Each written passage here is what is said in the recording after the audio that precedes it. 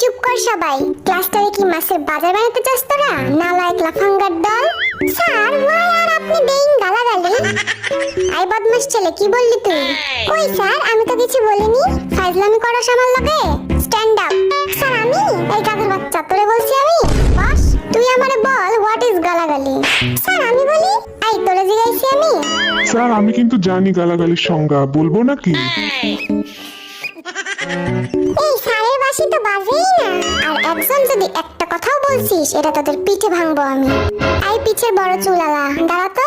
তুই খুব বদমাশ, তোর চেহারা দেখেই বোঝা যায়। কি বলেন স্যার, আমি তো একটা মাসুম বাচ্চা। তুই যদি মাসুম হোস তাহলে মাসুদ কে? আচ্ছা এসব বাদ দেওয়া যাক, ক্লাস শুরু করি তাহলে। আমি সবাইকে কিছু প্রশ্ন করব, দেখি কে কেমন পারে। এই পিছের পোলা, 10টি পশুর নাম বল। 5টা গরু আর 5টা ছাগল স্যার। কি? Oh, no, no, no, no.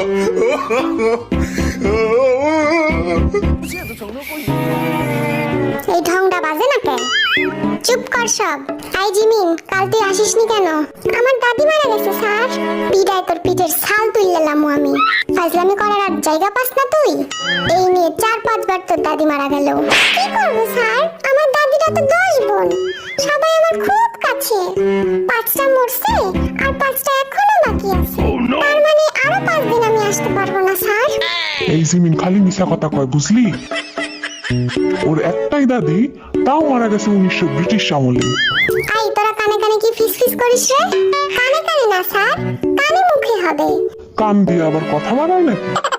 খুব জ্ঞানী দেখতাছি তুই। তাইলে আমার প্রশ্নের উত্তর দে। বলেন স্যার। বল, আমরা এই ক্লাসরুমটা কিভাবে পরিষ্কার পরিচ্ছন্ন রাখতে পারি? আমরা স্কুলে না এসে স্যার।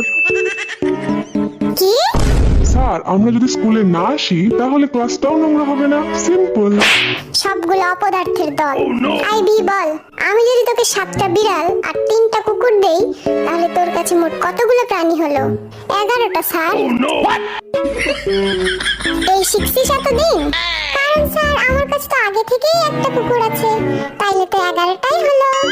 আল্লাহ গো, এই আমি কই আইছি? কি রে সুগা, মন খারাপ কেন তোর?